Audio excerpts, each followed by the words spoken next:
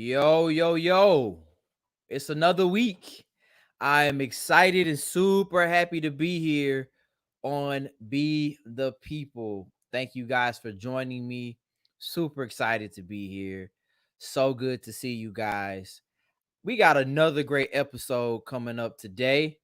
And for you guys that are here joining me, I am super glad that you are here. If you're on the way home, please, please, please be safe as you are driving. Keep your hands on the wheel. Be safe. If you are with me tonight, go ahead and drop a line in the comments. Let me know you here. Let me know you hanging out. And yeah, I'm just super excited. We got another dope episode going on tonight here on Be the People. But I do want to recap real quick on what we talked about last week. Um we lost a giant in the political world last week. And I'm talking about John Lewis, who was a pioneer for the civil rights movement. He was a Democrat. But he made a lot of change. He made a very huge impact on our culture, on our society. And so there was a few events that were happening. I saw Sunday. They were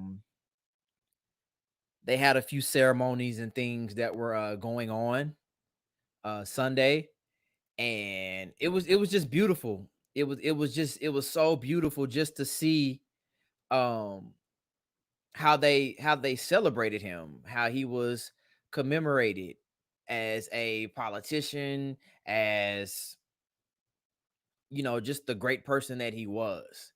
John Lewis was a giant in the political world. Hey Kendrick, thank you for joining me, man. So good to see you. Um he was just so impactful. He had such a big heart for people.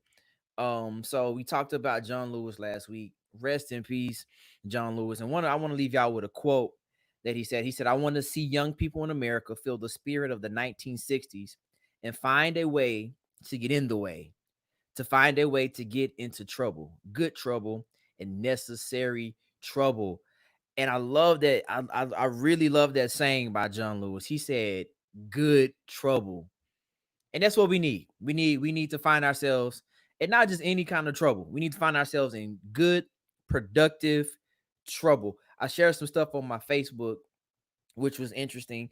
It said that a lot of you guys wouldn't have supported Dr. King back in the 60s. A lot of y'all would have sided with the police because y'all didn't want to get in good trouble. And that's the truth. But not to go on that tangent. Again, the purpose of this show, the purpose of Be the People, the reason why we're talking about these things like the Constitution and laws, the reason why we're having this conversation first is political enlightenment. We want to make sure that we are aware of what's going on. We want to make sure that we are educated. And then once we are aware, it's a call to action after that. We have to know how to respond based on the information and knowledge that we had. So, political enlightenment, political engagement. After we do these things, after we arm ourselves with knowledge and information, and then we act on what we know, we see political evolution. All right. So political enlightenment, political engagement, political evolution. So that's something that we'll talk about every single time Be the People comes on, because this is what all of this is about. It's not just about fancy information. It's not just about, talking about history for history's sake. We're taking a journey. And in this journey, we're arming ourselves with knowledge and information. So glad to see you guys. If you're just joining on, if you're hopping on with me, share the link. Let somebody know, hey, Be the People is on. I'm your host again. I'm Lawrence. I thank you guys for joining me. One more thing that we talked about last time, we talked about the preamble. And the preamble was basically the opening statement of the Constitution. And the lyrics and the wording is so powerful. It means so much. And if you want to know what more in depth what we talked about, go take a look back at the last episode. But we talked about the language and what that had to do with us concerning our responsibility, how the Constitution empowers us. All right. So remember, we are taking not necessarily a political journey, but more so we're taking a journey through history, and we're realizing and we're looking at all the pieces that play a role in our response. Again, that's the education and then the enlightenment. This is what plays a role in our response to changing our economy, to see the evolution, to see our government change. All right. So as we continue to maneuver through the Constitution and our government and the different branches, if you guys have any comments or any questions or about anything that we talked about, hey, leave a comment on the TFG page, leave a comment on the YouTube page. If you're on with us tonight, I finally figured out how to see the comments. So if you have a question, go ahead and drop it over there. If you have a statement, if I have a chance to address it or anything like that, like we'll address it. We'll talk about it. But we're gonna keep it pushing. So we are into the articles of the Constitution. We are into the articles now. We are into the portion of the Constitution where, if we remember a few episodes back, the United States had to write the Constitution because the Articles of Confederation were terrible. There were 13 original colonies, which would then be states, and they had this document that was like, hey, this is what is going to govern our new nation. And what they didn't think about, there were so many things that was wrong with the Articles of Confederation. And I've mentioned it before. We'll see in history how the United States will see something and they'll go back to the drawing board, and then they'll redo it because it's like, oh, our bad, we messed this up. And so the Constitution, as we talked about previously, is just a byproduct of the Articles of Confederation.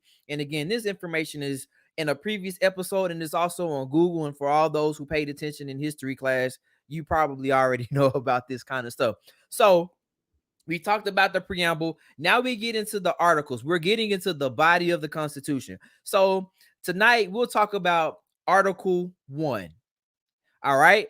Article 1 of the United States Constitution. And again, this is a response to the Articles of Confederation, which failed miserably. And so one of the failures of the United States government is that they did not have a legislative branch. They did not have a legislative branch. Well, what does that mean?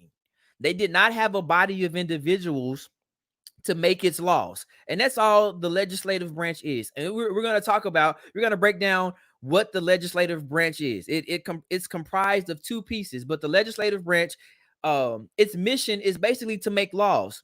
It has two chambers. All right. If you in the comment section, I'm gonna talk a little bit. Drop the two sections or the two pieces of the legislative branch if you know it. Don't run to Google. Don't do that. Don't cheat. If you know it, drop it in the comments real quick. Real quick, real quick. If you know it, drop it in the comments. What are the two bodies that make up the legislative branch? All right, think about it, think about it, think about it, think about it. Okay, for those who guessed, the Senate and the House of Representatives, you guessed correctly. So the legislative branch is comprised of the Senate and the House. All right. And it is, this is, again, I like to do research and I take some notes, and a lot of this stuff is free, and it's a part of what we're going to talk about in more depth tonight. It's a legislative body that holds the power to draft and pass legislation. And then we're talking about Congress, borrow money for the nation, declare war, and raise a military. Now, if you've been, yes, good job, Brittany Jones. You guessed it, but I don't know. Did you Google that, Brittany? I don't know. There's no way for me to tell. But you are definitely right. So remember, this is a response to the Articles of Confederation. And so, as we talked about previously, the United States, they couldn't organize an army. So if Spain so happened wanted to come over and they wanted to take over, it's like we screwed. Like, we could only ask, hey, Vermont, y'all want to fight? Nah, we good. Virginia, y'all want to fight? Nah, we good. Maryland, yeah, y'all want to fight? Nah, we good. And so this new document creates the legislative branch, and it allowed our government to basically raise a military. All right. And it also, and something else that we'll learn, they were smart enough to put these portions of government in place for checks and balances. And that's something that we'll hear a lot of, is the checks and balances. We have three branches, but they were all created for checks and balances. Remember that no one branch of government has absolute power, because we are a democratic republic. We have a democracy. This is not a dictatorship. Yes, it looks like an oligarchy sometimes. It may even look like a constitutional monarchy in some ways or another. Yet we are a democratic republic. And so therefore, with that being said, each branch of government does not have absolute power. One actually balances out the other one. One checks the decisions and the policies and things that they put on the table. And so it's not always going to be one branch with all power. All right. So remember that, because that's something we're going to talk about later on, is our government's ability to work together. As we talk about some of this historical stuff, I want us to think about a lot of the things that are happening today, how there is a lack of cohesiveness, it would seem like, of two branches of government working together, i.e., we have a situation in the nation where there are people who are needing relief. And so right now, the legislative branch is coming up with legislation to help those who are unemployed, for those who, are needing to pay rent. Because if you were receiving extra unemployment benefits, that ran out. And so therefore, the legislative branch now has to come together and say, hey, this is what we're going to do. But it goes back and forth, back and forth. There's a video that I wanted to play for all my Schoolhouse Rock heads. And y'all know, I'm just a bill. I am only a bill. And I'm sitting here on Capitol Hill. Right? You know that song, right? That's what's happening right now. And that happens within the legislative branch. It starts within the legislative branch. All right. So remember, this was a correction to the Articles of Confederation, because there was no form of government created to make laws. All right. So the House of Representatives, real quick, is the House and Senate, the Senate. And how you can remember this is the House of Representatives, they represent something or someone, right? And they both represent they both represent something. But what I help you remember, the House of Representatives represents, like, us in districts, right? So representatives represent different districts. The Senate, or we have the senators, represent a state. They're more of the voice of the states. All right. So just some quick facts about the House of Representatives. They really have two main duties. Um, they are there to make laws, and they scrutinize the government. Like, because again, this is about checks and balances, right?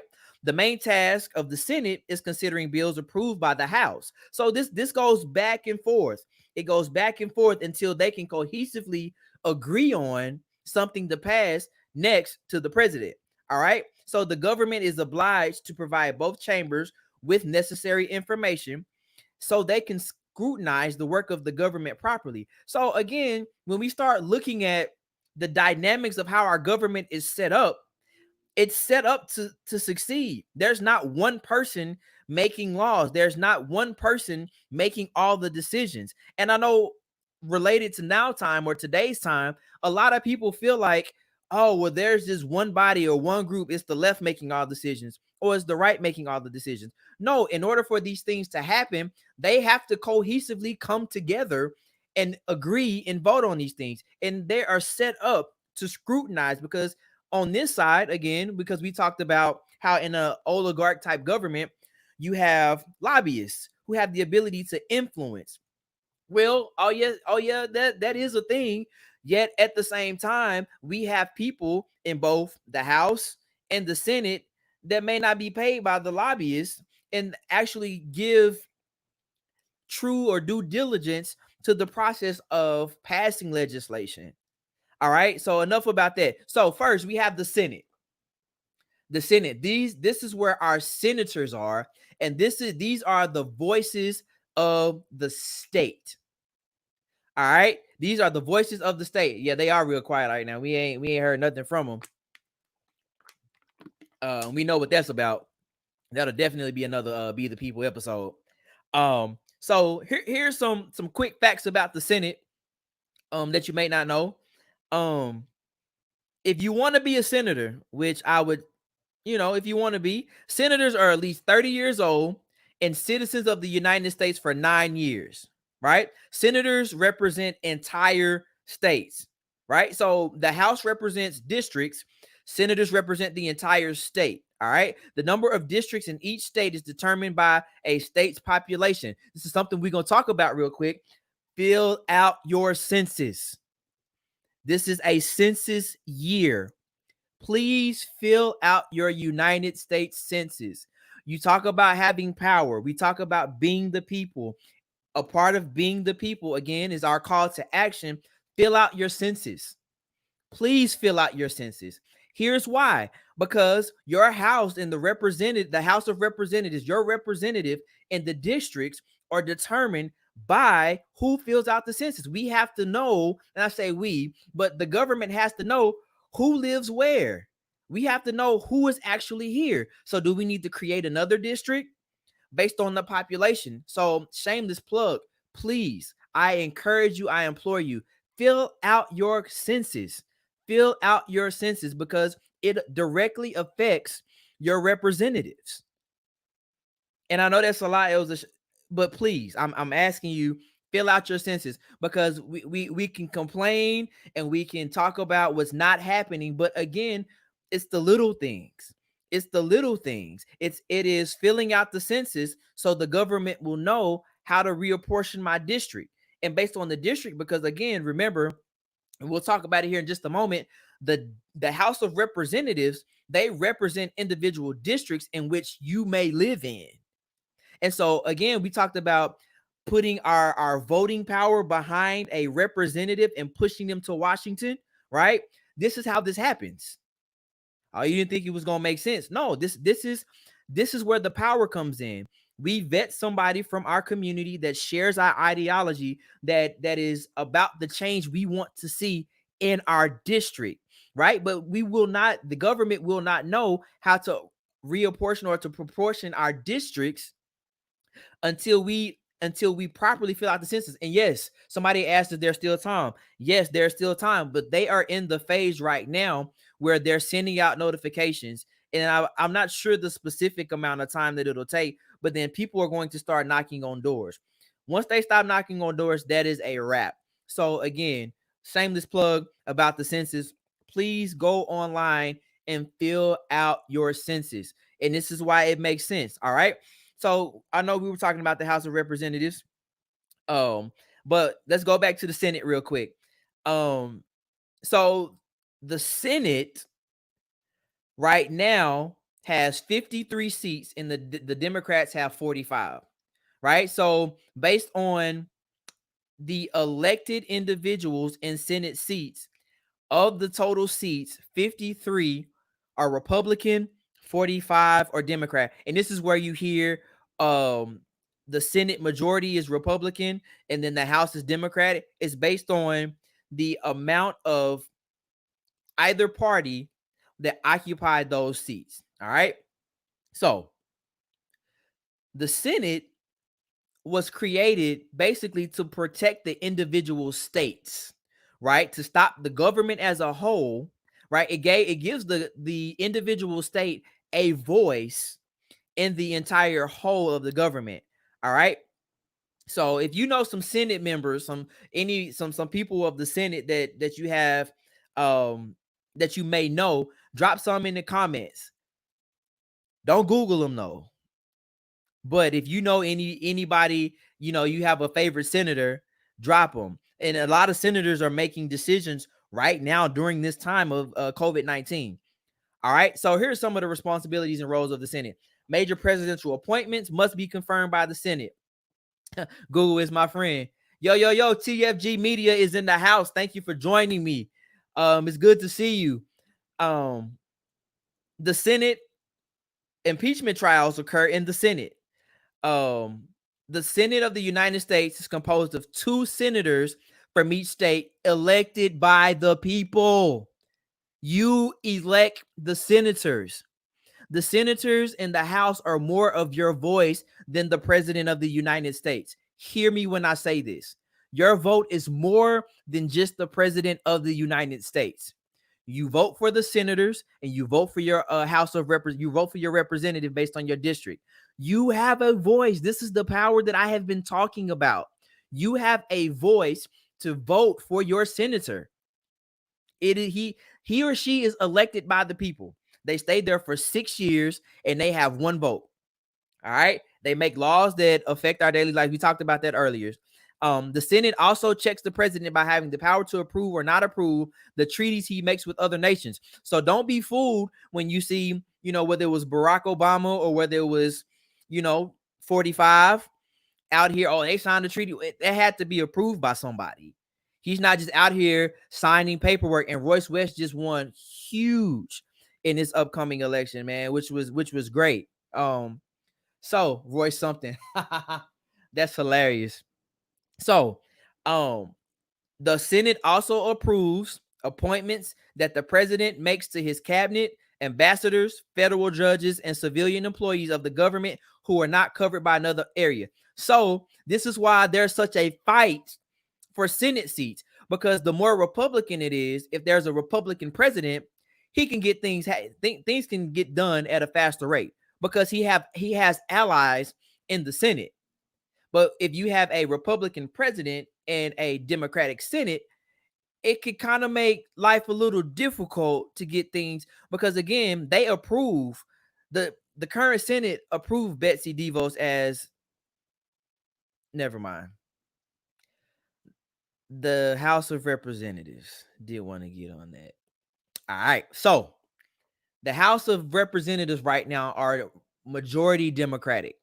All right. And how we can remember the House, remember there are people are in the House. People are in the House. So the House of Representatives, they are the voice of the people.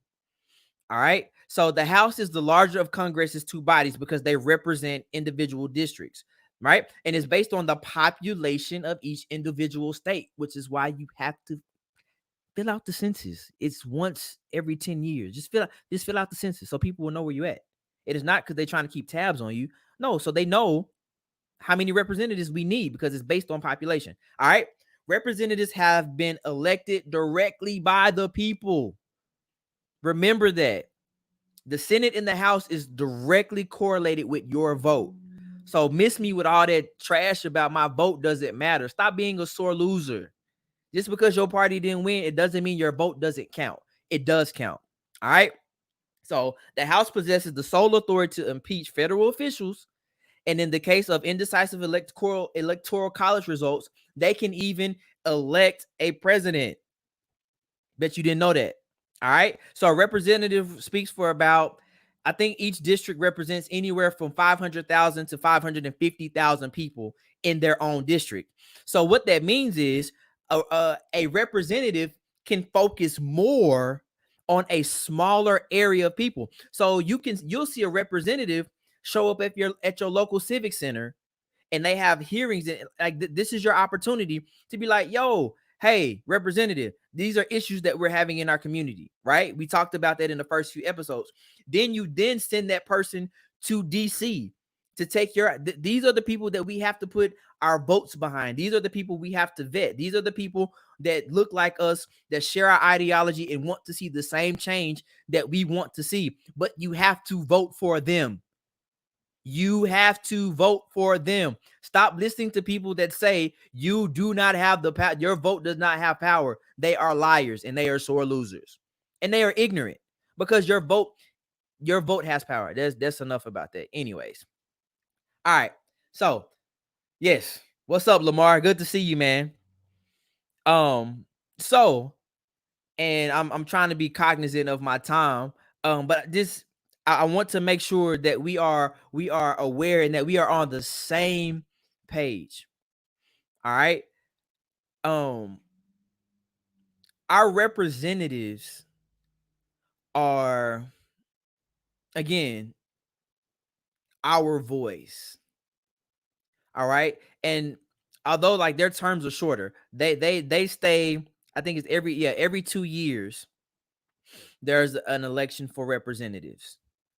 Every 2 years. And there's more to that, like a third of them are elected and so on and so forth. But every 2 years they are elected. Yet, so this this is why voting keeps coming up. I'm not gonna beat the dead horse, but this is why we have to vote.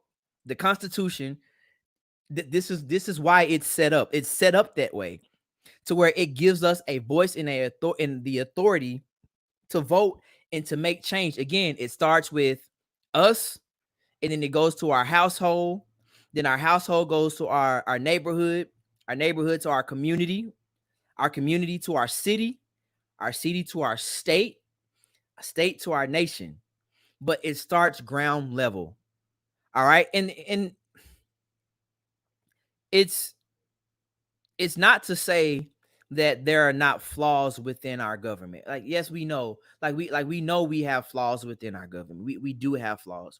But the last thing I want to leave, just in talking about the House and the Senate, is there's a necessity for unity, right? Especially during this time. And this is really the takeaway as I was kind of like going back through my notes. There's really a necessity for unity, because we have to make sure and hold these entities accountable to the things that we need, to the things that we see. If we're not voting, the people that are in office, they're going to vote either on their own behalf or those who their interest that they represent. And so especially during times like this, yeah, we can talk about Republican and Democrat. Yet there's a necessity for both Republican and Democrat, and we call that bipartisanship or bipartisan. And you have both parties, Republican and Democrat, coming together for the common good of the people. And right now, more than anything, especially with the president that we have, and the way our nation is right now with this pandemic, there's a necessity for unity.